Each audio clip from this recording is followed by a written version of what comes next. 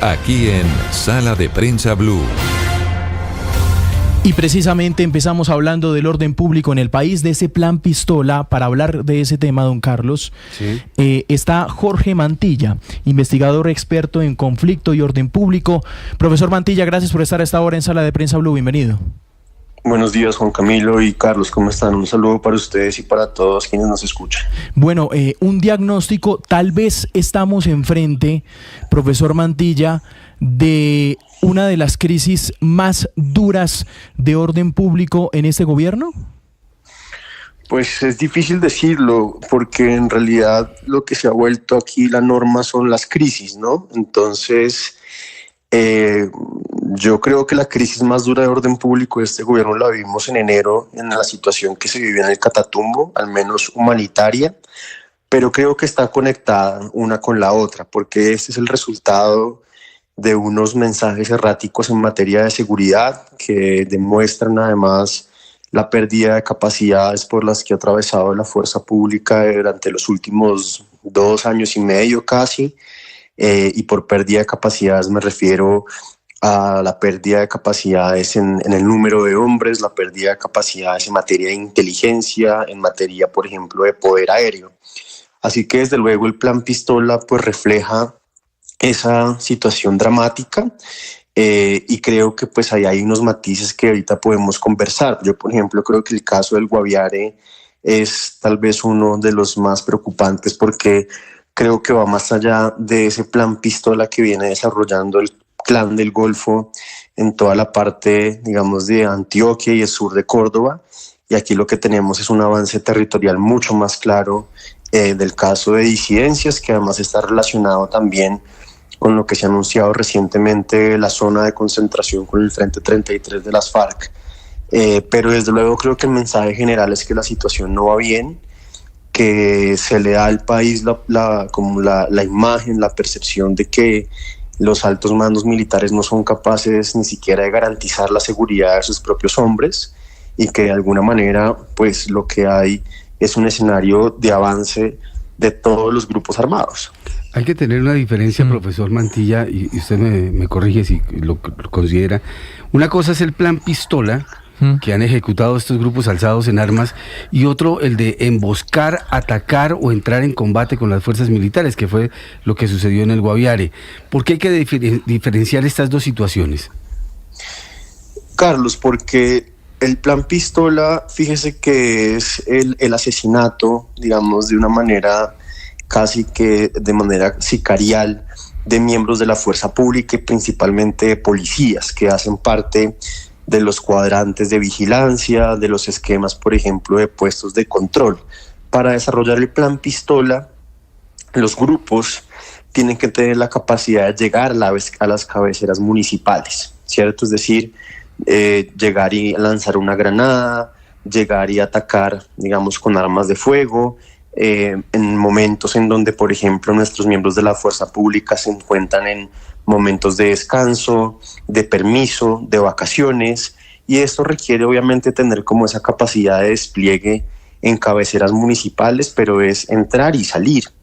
En el caso del Guaviare, lo que sí tenemos es un combate con unidades de las fuerzas militares del ejército, en donde hay una inteligencia previa y hay un despliegue de hombres, y sobre todo por el número de bajas, ¿no? Es un número de bajas que resulta pues dramático, y que además genera una expectativa, porque se supone que era con un grupo armado con el que había un decreto. Recordemos que a principios de abril se saca un decreto en el cual se cesan operaciones militares contra las disidencias de alias Calarcá. Entonces eso tiene que ver, digamos, con una responsabilidad mucho mayor de la estrategia de seguridad del Estado. Sí, profesor Mantilla, cuando uno entra al balance de 23 uniformados asesinados en medio de un plan Pistola, lo que toda la semana nos hemos preguntado es: ¿algo falló en materia de inteligencia? ¿Algo falló en materia de prevención? Desde luego, yo creo que aquí fallaron ambas cosas, porque eso tiene que ver con los anuncios que hace el presidente. Recordemos que el plan Pistola es el resultado de los anuncios que hace el presidente frente a la ofensiva contra el Clan del Golfo, y por parte también el resultado, y en eso digamos yo concuerdo con el ministro de Defensa, el resultado de unas acciones ofensivas que desarrolla la fuerza pública contra miembros del Clan del Golfo y pues de sus comandancias. Creo que la captura y la muerte de dos de sus principales líderes. Pero esto debió haberse previsto. Digamos, cuando uno desarrolla ese tipo de acciones, creo que se tardaron mucho, y no sé ni siquiera si hoy estemos, por ejemplo, en un acuartelamiento de primer grado en ciertas zonas del país que le permitiría a la fuerza pública tener herramientas extraordinarias para, por ejemplo, acompañar a los miembros de la Policía Nacional con unidades militares en estas cabeceras municipales, como por ejemplo tener un aprestamiento operacional para poder desarrollar un despliegue más rápido, por ejemplo, a nivel de planes candado, a nivel de reaccionar frente a este tipo de situaciones, y sobre todo también la suspensión de permisos y de licencias para un aprestamiento máximo, porque se requiere en estas zonas del país. Profesor, para un plan pistola solo se necesita tener una pistola, un sicario.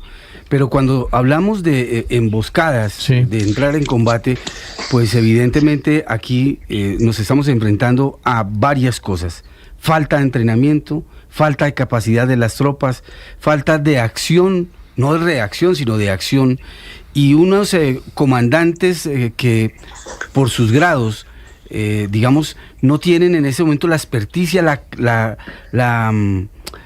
experiencia para diseñar una estrategia que pueda contrarrestar los ataques terroristas o los ataques en combate de estos grupos. El contexto operacional, Carlos, es cada vez más complejo para la fuerza pública por tres razones.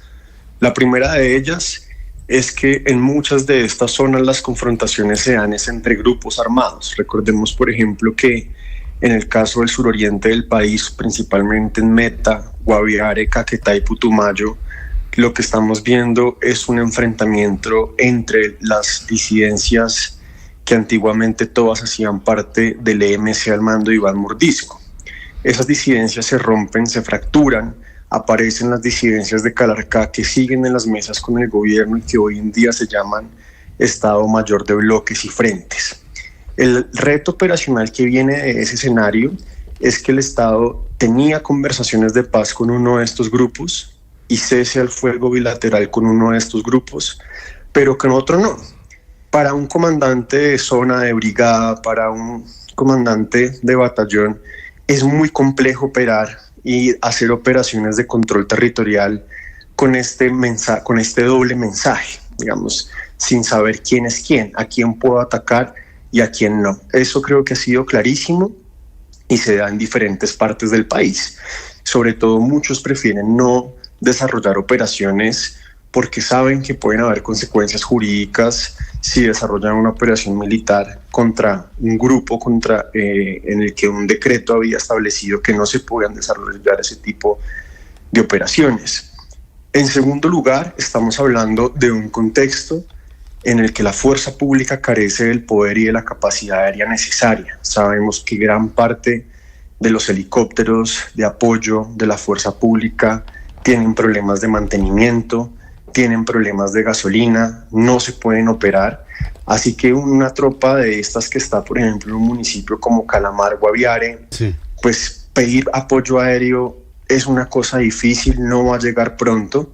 Y sobre todo, lo tercero, es que es un contexto en el que sabemos que todos los grupos armados en el país, absolutamente todos, el ELN, el Clan del Golfo, las distintas disidencias, han crecido en número de hombres, eso lo sabemos por informes del propio Fuerza Pública, y se han expandido territorialmente como lo ha venido manifestando Naciones Unidas y diferentes organizaciones de derechos humanos. Además, recordemos que también hay una relación muy compleja entre el gobierno nacional y los mandatarios locales, tanto a nivel de gobernaciones como a nivel de algunas alcaldías, que son claves para poder desarrollar una política coordinada de seguridad. Sí, profesor Mantilla, esta semana en Noticias Caracol veíamos un informe también muy preocupante, y es que, me acuerdo la frase, estamos enfrentando tremenda época de violencia con unas fuerzas militares que no tienen los mismos recursos económicos de antes. 47% menos del presupuesto, Juan Camilo, solamente en el ejército. Y la pregunta que se hacen los ciudadanos, y que se la voy a trasladar al profesor Mantilla, es ¿qué nos espera frente a este panorama? No, yo creo que es eminente que, y esto seguramente será parte del debate de las próximas elecciones presidenciales, donde de hecho creo que la seguridad va a estar sobre la mesa, pero yo creo que el país requiere un impuesto de guerra y de paz, un impuesto de seguridad parecido al que tuvo en el primer gobierno Álvaro Uribe, que fue transitorio, hoy lo conocemos como impuesto al patrimonio. Pero esto lo digo además porque a ese déficit se suma algo muy importante, Juan Camilo y Carlos, y es el escenario internacional. Nosotros, el congelamiento de la cooperación por parte de Estados Unidos ha sido un golpe muy importante para esas capacidades, sobre todo a nivel, por ejemplo, de antinarcóticos. Entonces el país definitivamente tiene que desarrollar una conversación que le permita ser más autónomo en términos de esas capacidades. Entonces acá se suma errores de planeación. Creo que por supuesto este gobierno hizo muy poco en los primeros 2 años por fortalecer la fuerza pública, obviamente porque su política principal era la política de paz total. Ya cuando intenta reaccionar pareciera que le ha quedado difícil, que es demasiado tarde. Operacionalmente esto no es como prender y apagar un switch que usted puede decir hoy estoy en cese al fuego y mañana lanzo una ofensiva. Esto requiere una preparación territorial, esto requiere una lectura, inteligencia, coordinación por parte de las fuerzas, y recordemos que este gobierno acabó con las fuerzas de tarea conjunta, entre otras cosas. Entonces se suma todo esto en una suerte de escenario que por supuesto es muy complejo y que hoy nos tiene pues enfrentando diferentes crisis en diferentes partes del país. Tenemos el escenario de paro armado en Chocó, por ejemplo, el ELN, tenemos el tema de crisis humanitaria en Catatumbo, el contexto del norte del Cauca, como ustedes saben, no se ha resuelto todavía. Después de varios años, las confrontaciones en el norte del Cauca siguen ahí. Sí. Y un montón de interrogantes con unas mesas, por ejemplo, en Buenaventura, en Quibdó, en Medellín, con bandas delincuenciales que pues hasta el día de hoy no sabemos cuál va a ser el desenlace. Profesor Mantilla, lo queremos despedir, pero con una última pregunta y agradeciendo su deferencia para con nosotros hoy domingo, y tiene que ver con el proceso electoral que se avecina. Durante muchos años, Juan Camilo, televidentes y oyentes, decían las elecciones en Colombia las decide las FARC, porque ellos van a decir cuál es el presidente que se va a poner. Hoy, cuando tenemos estos escenarios tan grandes de tanta confrontación, el ELN, las disidencias, el Clan del Golfo, ellos van a ser de alguna manera puntuales, van a tener alguna injerencia en las elecciones que se avecinan. Desde luego que sí. Pero no solamente ellos, yo creo que aquí el país también está en un escenario en donde, si ustedes se fijan a nivel de las ciudades, en las ciudades tenemos un escenario de percepción de inseguridad de más del 50%. Bogotá tiene enormes problemas de seguridad, Cali, Bucaramanga. Entonces yo creo que también el tema de la delincuencia común va a ser clave, y esto simplemente para decir que no importa el candidato, si es del pacto histórico, si es del centro, si es de la derecha, aquí todos los candidatos van a tener que hacer un esfuerzo por proyectar una imagen de mano dura, y eso desde luego va a tener enormes repercusiones en materia de derechos humanos, en materia pues de garantías democráticas. Entonces el debate está servido, y creo que la pregunta en este momento es qué va a hacer este gobierno como para contener este escenario e impedir que la situación empeore aún más. Jorge Mantilla, investigador experto en conflicto y orden público, hablando aquí en Sala de Prensa Blue sobre el panorama tan terrible que hemos vivido esta semana, sobre el plan Pistola que ya deja 23 uniformados muertos. Profesor Mantilla, asesinados. Profesor Mantilla, ha sido usted muy amable. Gracias por estos minutos. Un saludo para ustedes. Muchas gracias. 10:25.